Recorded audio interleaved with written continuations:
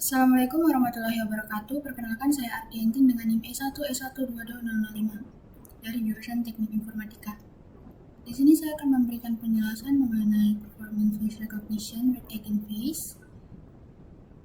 Yang mana ini masih dari bab 5, mulai dari halaman 121 ini sampai selesai di bab 5 ini.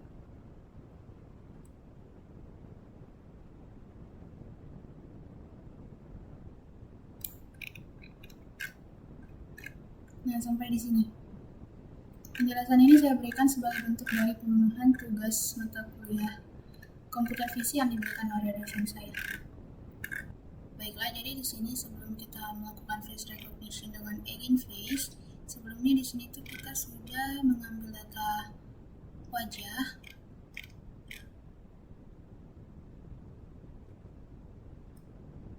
Nah, dari sini ya, jadi ini pada video sebelumnya. Dan di sini akan digunakan foto atau wajah-wajah dari teman-teman sekelas saya. Nah, sebelum itu saya coba untuk jalankan dulu kode untuk mengambil data wajah ini. Nah, baiklah, jadi di sini saya matikan dulu kameranya agar kode ini bisa dijalankan. Nah, di sini saya akan mengambil data wajah saya dulu. Saya akan coba lagi jalankan kode ini. Ini dari materi sebelumnya ya, jadi tidak masuk di bagian yang halaman 121 ini, tapi dia ada di pembahasan sebelumnya. Dari sini langsung saya jalankan saja.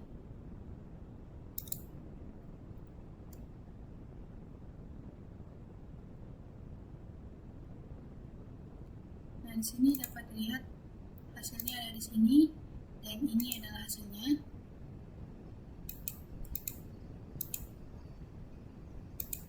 Nah, jadi di sini kita akan lanjut untuk performing face recognition with agent face.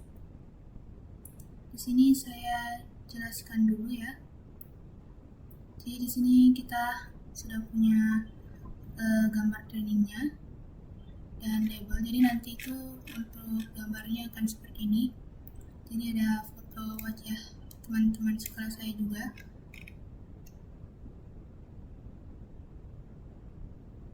Nah, dan di sini tuh kita lihat dulu untuk penjelasannya.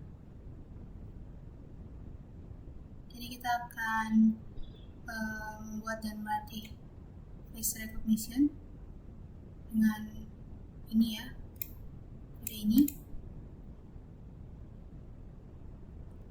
Nah, selanjutnya di sini kita bisa lihat optionally we could have passed to argument to cv2.agentFaceRecognizer create.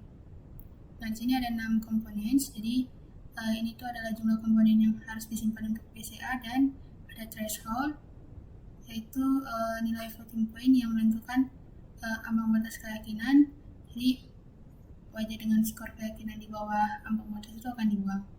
Dan secara default ambang batasnya adalah nilai floating point maksimum, sehingga tidak ada wajah yang dibuang.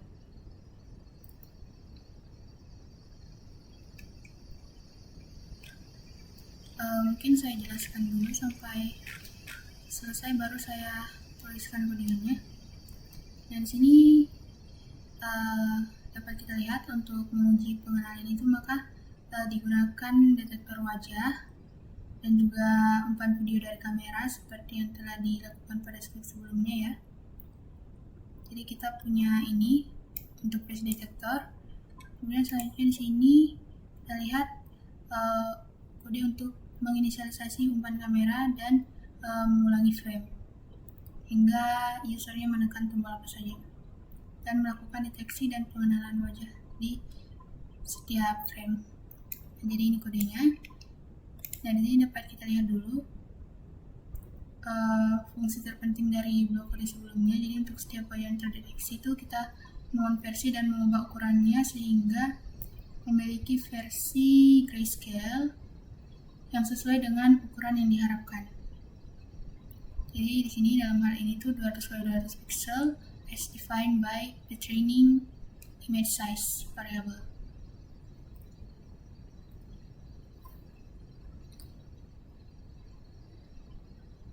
Nah, kemudian juga meneruskan wajah yang telah diubah ukurannya dan grayscale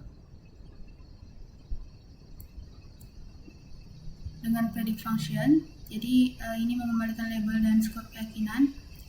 Kita akan mencari nama orang yang sesuai dengan label numerik dari wajah tersebut.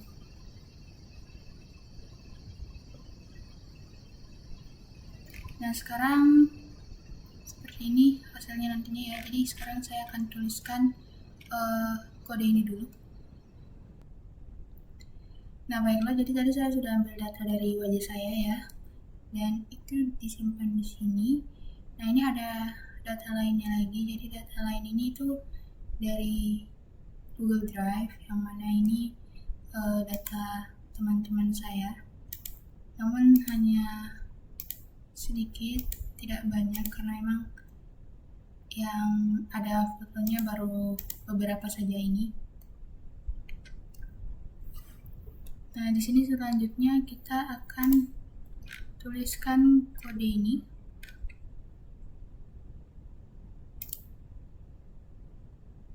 Untuk face recognition with eigenface.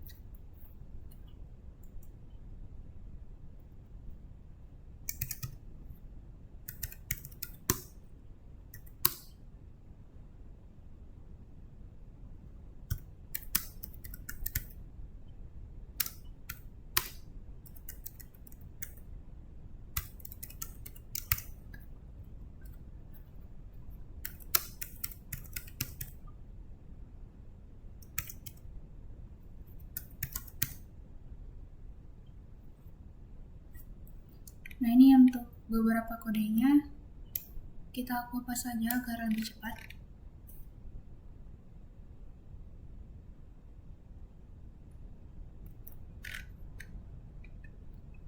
Sebentar, kita harus muat dulu kodenya di sini ya,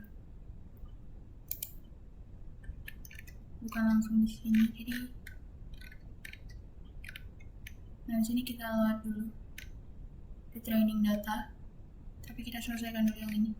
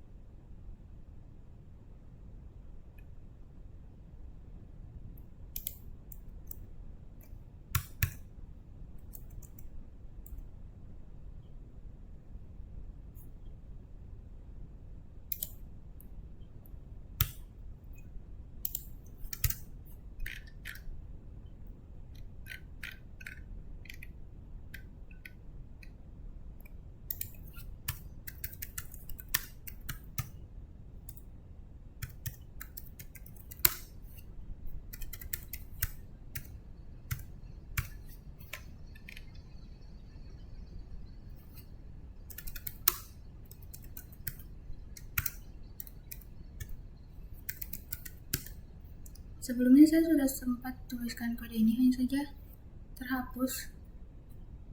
Jadi saya tulis ulang.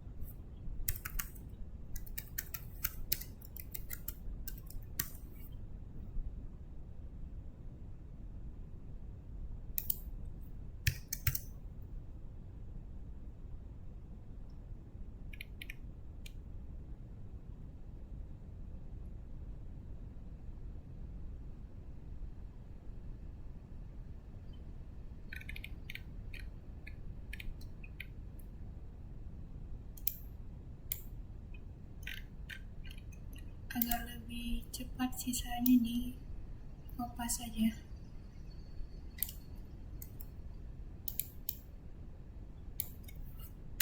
Jadi kita akan training dulu.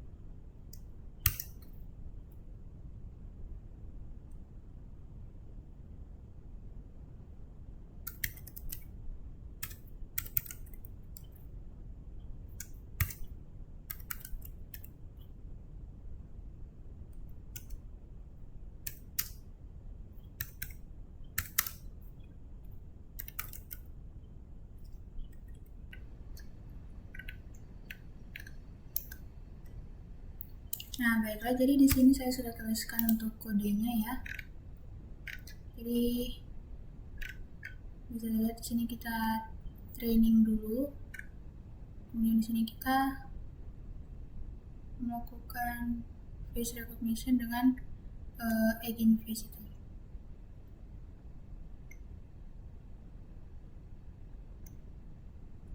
Nah, di sini seperti yang kita tahu, jadi datanya dari sini ya. Nah, di sini jadi ada 5 orang, 1, 2, 3, 4, 5.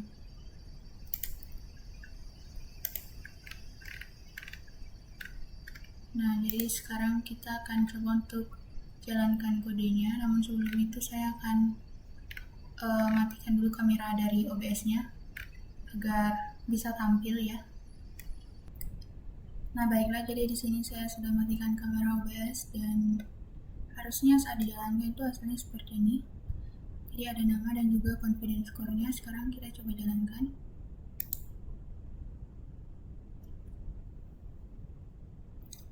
Nah, bisa dilihat di sini hasilnya ada namanya Tien dan confidence score-nya di sini. Tapi memang tidak begitu akurat ya, masih bisa berganti kalau mungkin ada pergerakan sedikit. Nah, seperti itu.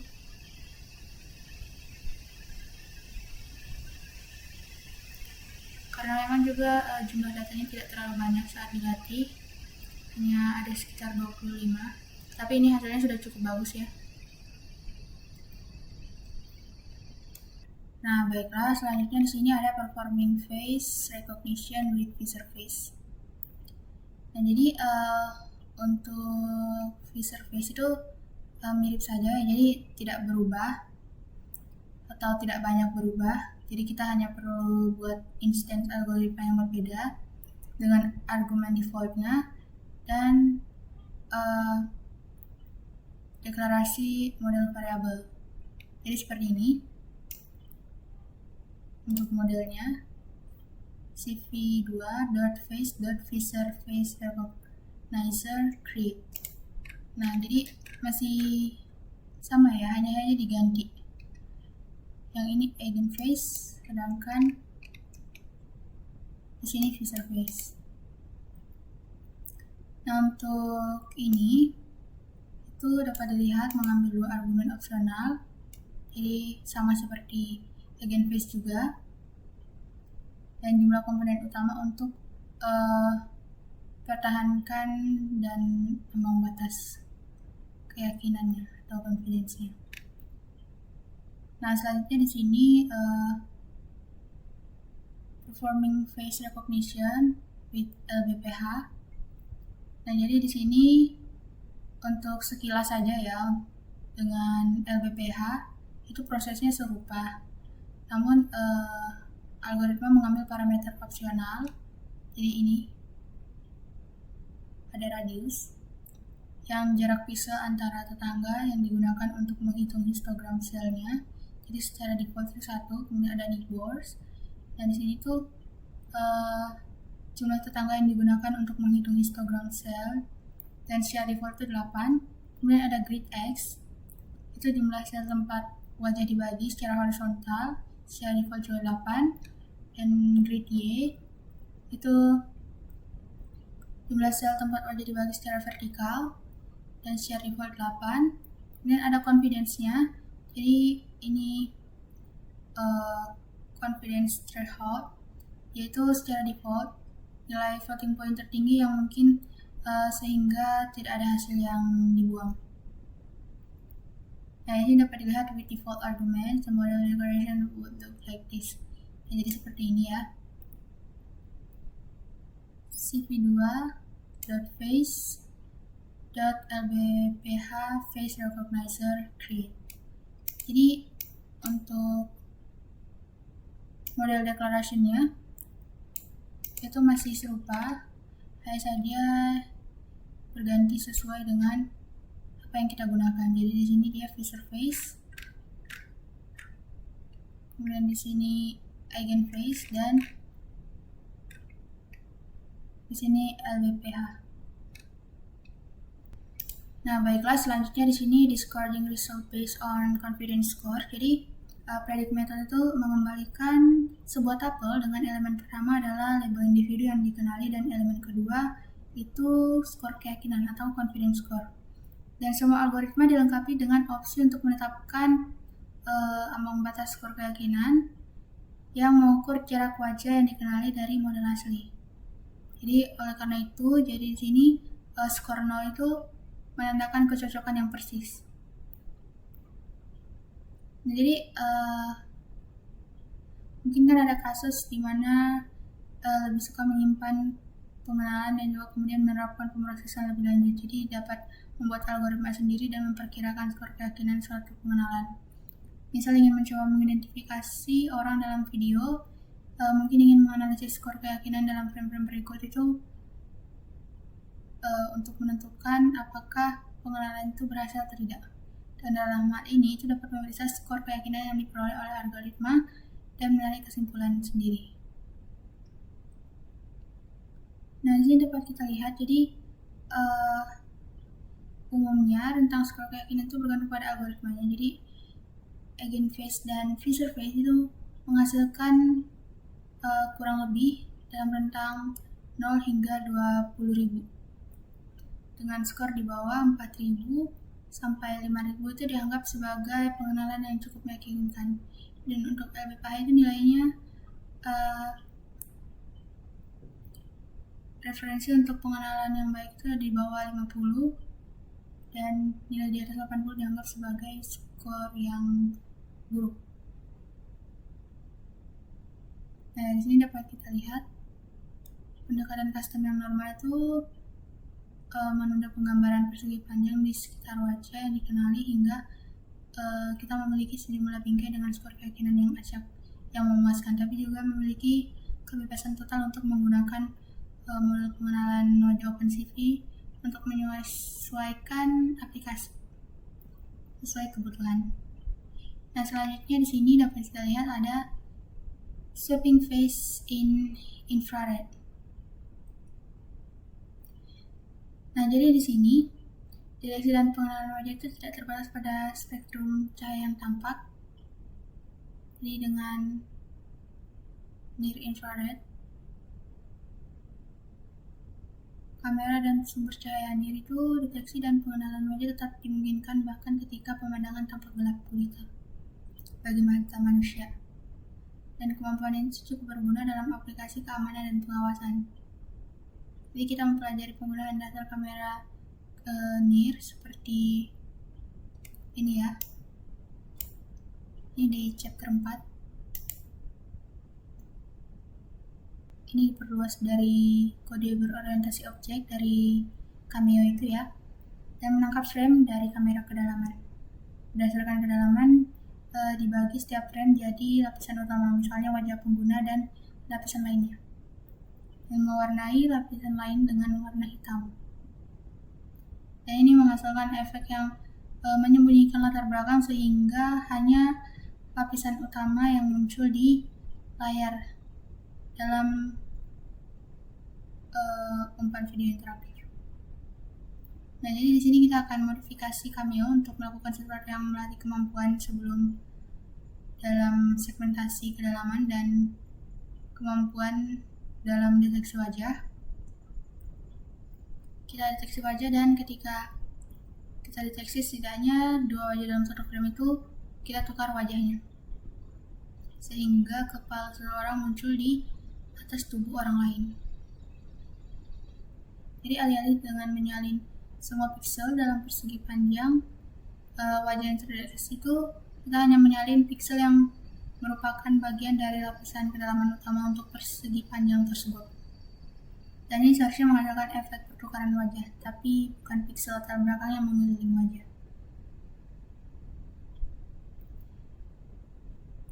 Nah, jadi ini output yang seharusnya ya.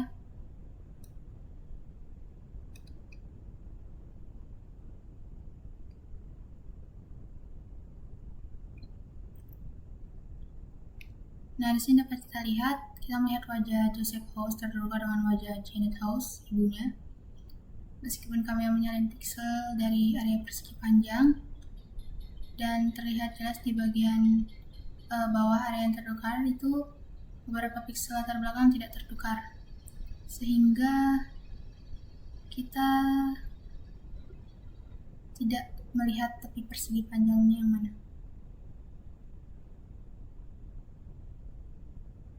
Tapi di sini masih cukup kelihatan ya, ini garisnya.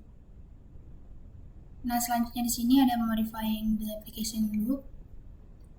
Jadi untuk mendukung pertukaran wajah, kami memiliki dua modul baru yang disebut dengan Rex dan Trackers. Rex modul itu mengandung fungsi untuk mengcopy dan menukar rectangles atau persegi panjang dengan masker opsional untuk membatasi operasi penyalinan atau pertukaran ke pixel tertentu. Dan Trackers itu berisi kelas yang disebut face tracker yang mengadaptasi fungsi deteksi wajah OpenCV ke gaya pemrograman berorientasi objek. Nah, di sini dapat kita lihat karena kita sudah bahas fungsi deteksi wajah OpenCV sebelumnya di bab ini, jadi kita telah menunjukkan gaya pemrograman berorientasi objek pada bab sebelumnya. Dan tidak akan dibahas lagi ya di sini mengenai face tracker. Jadi di sini langsung saja kita buka lagi untuk cameo.py.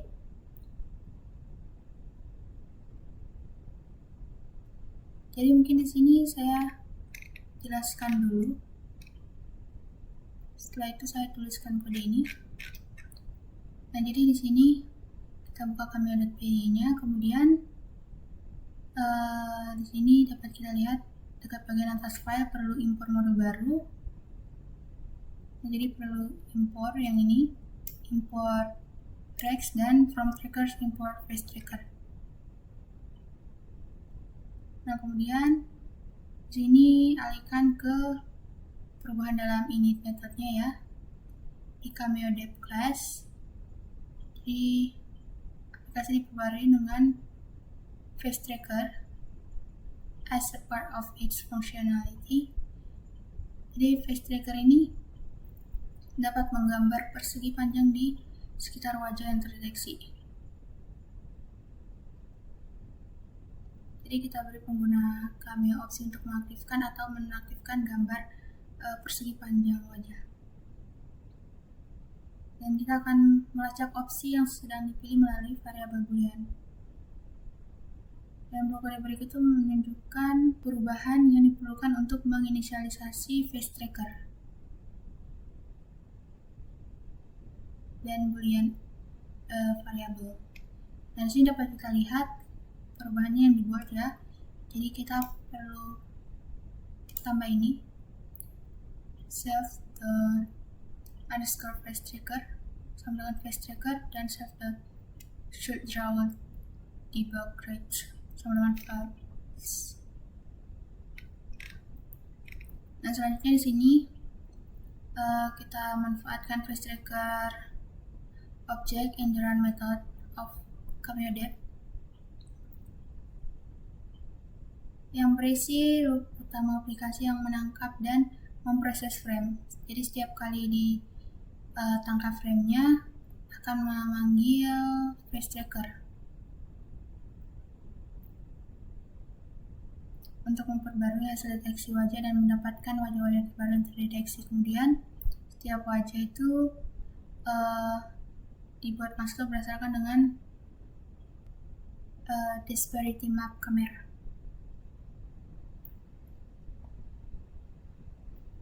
Nah, di sini selanjutnya tergantung pada pilihan yang dipilih saat ini, mungkin memberi tahu untuk face tracker untuk menggambar persegi panjang atau rectangles di sekitar wajah.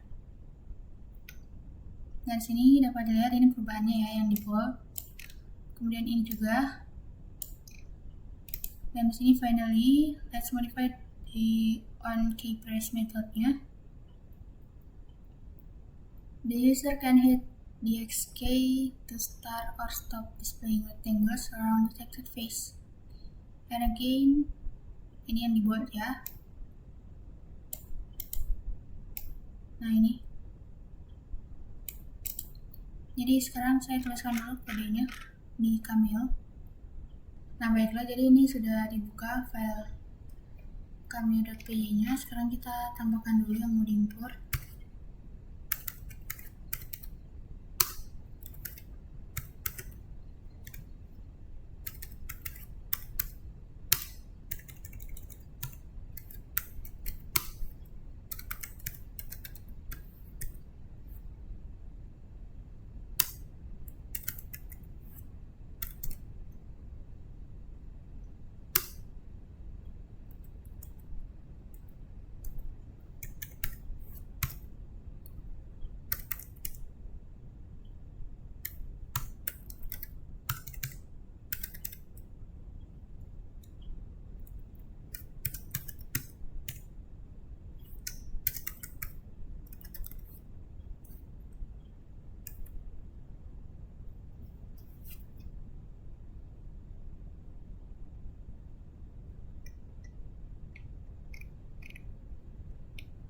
Nah selanjutnya di bagian ini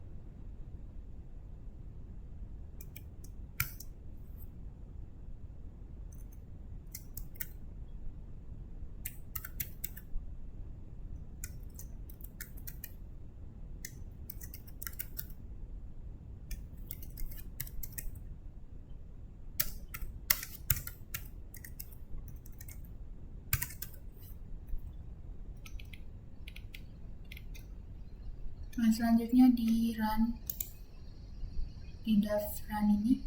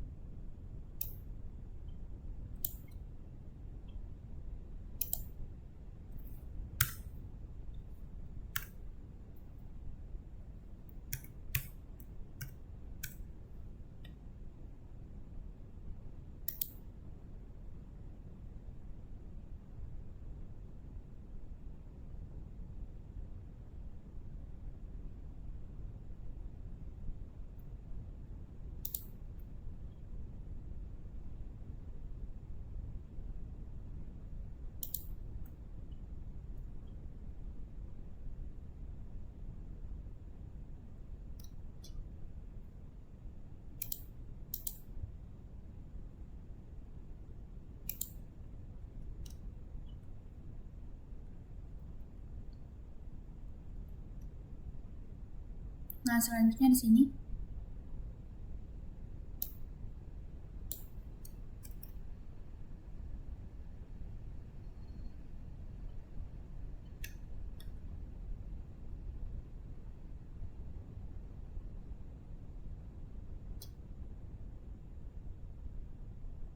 berarti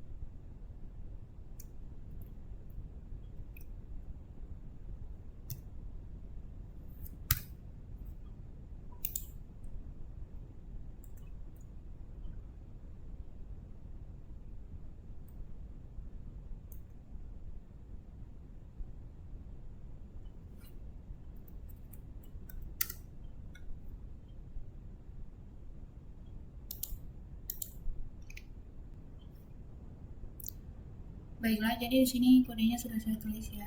Dari sini sudah ditambahkan. Namun di sini saya tidak menggunakan dev karena di sini saya hanya menggunakan webcam saja untuk menjalankan kodenya. Nah, sebelum itu untuk Rex dan trackers itu dibuatkan filenya ya, tapi di sini karena tidak ada penjelasan lengkap dari bukunya, jadi saya sudah tuliskan dan mengambil untuk Rex dan trackers ini dari link ini.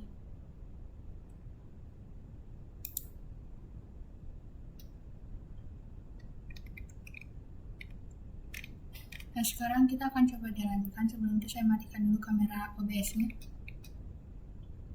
Nah, baiklah, di sini saya sudah matikan kamera OBS-nya dan saya akan jalankan kodenya.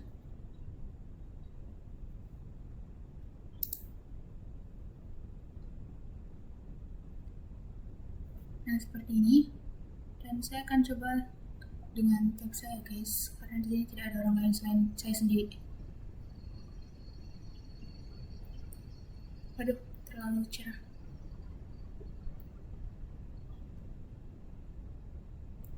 Nah, di sini dapat dilihat hasilnya wajahnya tertukar, namun frame-nya sangat kelihatan. Berbeda dengan saat dicontoh, karena di sini contohnya itu dalam keadaan gelap dan dengan wajah orang asli ya, bukan gambar. Sekarang saya akan coba untuk matikan lampu di sini dan saya akan coba untuk lihat apakah masih bisa dideteksi wajahnya atau tidak. Nah, baiklah, jadi di sini lampunya sudah tidak menyala dan kita coba. Nah, di sini masih bisa swab wajahnya. Dapat dilihat kalau wajahnya berganti ya. Namun memang karena bukan wajah orang asli yang saya gunakan, mungkin sedikit kelihatan rectangle-nya. Karena ini menggunakan gambar, karena tidak ada orang lain di sini. Namun hasilnya serupa dengan yang ada di buku ini. Nah, baiklah, selanjutnya di sini masking a copy operation. Jadi dapat kita lihat Rex modul yang diimplementasikan itu di sini tuh dari rex.py ya, seperti yang saya bilang tadi. Jadi ada rex.py yang saya ambil dari GitHub, namun memang di bukunya itu tidak terlalu dijelaskan.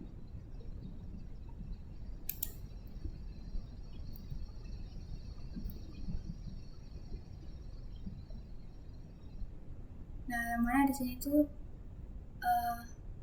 ada rex.swapRex. Fungsi ini tuh ada di bagian sebelumnya ya, tapi perlu dipertimbangkan. Nah, jadi di sini dapat kita lihat kita akan menyalin pixel di persegi panjang. Sumber yang nilai max-nya itu bukan 0, pixel lain akan dipertahankan nilai lamanya dari gambar tujuan. Jadi logika ini itu serangkaian kondisi dan dua rangkaian kemungkinan nilai keluaran dapat diekspresikan secara ringkas dengan numpy.function ini. Nah, dengan pendekatan ini kita pertimbangkan copyright function sebagai argumen dibutuhkan gambar sumber dan tujuan, persegi panjang sumber dan tujuan, dan juga max-nya. Dan yang terakhir mungkin non. Jadi dalam hal ini cukup mengubah ukuran konten persegi panjang dari sumbernya agar sesuai dengan persegi panjang di tujuan. Lalu menetapkan konten yang akan atau yang telah diubah ukurannya ke persegi panjang tujuan. Jika tidak, maka dipastikan bahwa mask dan gambar memiliki jumlah channel yang sama. Dan kita asumsikan mask ini tuh memiliki satu channel, tapi gambarnya mungkin memiliki 3 channel BGR. Jadi kita dapat menambahkan channel duplikat ke mask menggunakan dengan repeat dan reshape dari numpy.array. Nah, di sini dapat kita lihat finally we perform the copy operation using numpy.where, dan ini complete implementation-nya di sini. Nah, ini kodenya. Jadi seperti ini ya kodenya. Dan di sini dapat kita lihat juga sebelum itu di sini ada dev copyright.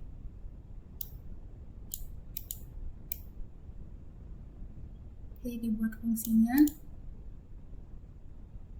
Dan di sini ada copy part of the source to part of the destination. Kemudian di sini dapat kita lihat this is the contents of the source subrectangle, dan ini put the result in the destination subrectangle. Nah, selanjutnya di sini dapat kita lihat lagi convert the max to 3 channels like the image, dan sini perform the copy with the max applied.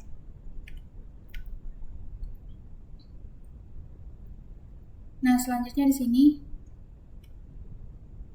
dapat dilihat, jadi kita juga perlu definisikan swapRex function dengan menggunakan copyright untuk perform pertukaran melingkar pada daftar wilayah persegi panjang.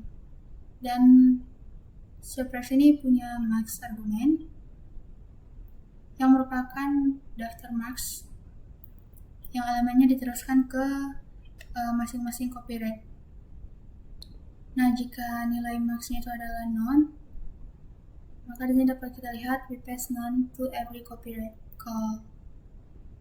Dan di sini nih, following code shows the full implementation of swapRex. Jadi ini kodenya.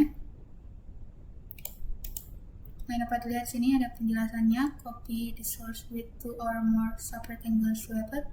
Kemudian di sini lihat lagi copy the contents of the last rectangle into temporary storage, dan sini copy the contents of each rectangle into the next, dan di sini copy the temporarily stored content into the first rectangle.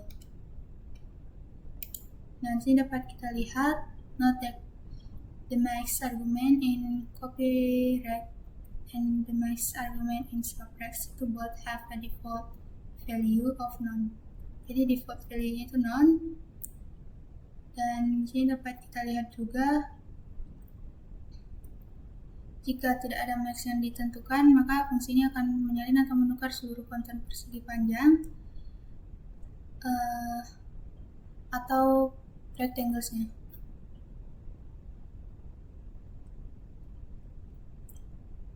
Nah, kemudian di sini dapat kita lihat ada summary. Jadi dapat dilihat di sini bahwa face detection dan pengenalan wajah itu adalah cabang dari komputer visi yang terus berkembang dengan algoritma yang terus dikembangkan dan akan berkembang lebih cepat dalam waktu yang dekat dengan meningkatnya minat pada robotika dan juga Internet of Things. Nah, untuk sekarang ini keakuratan algoritma deteksi dan pengenalan itu sangat bergantung pada kualitas data dan data pelatihan. Jadi, pastikan jika menyediakan aplikasi dengan sejumlah besar gambar pelatihan yang mencakup berbagai ekspresi, pose, dan juga kondisi pencahayaannya. Baiklah, itu saja dari saya. Lebih dan kurangnya mohon dimaafkan. Wassalamualaikum warahmatullahi wabarakatuh.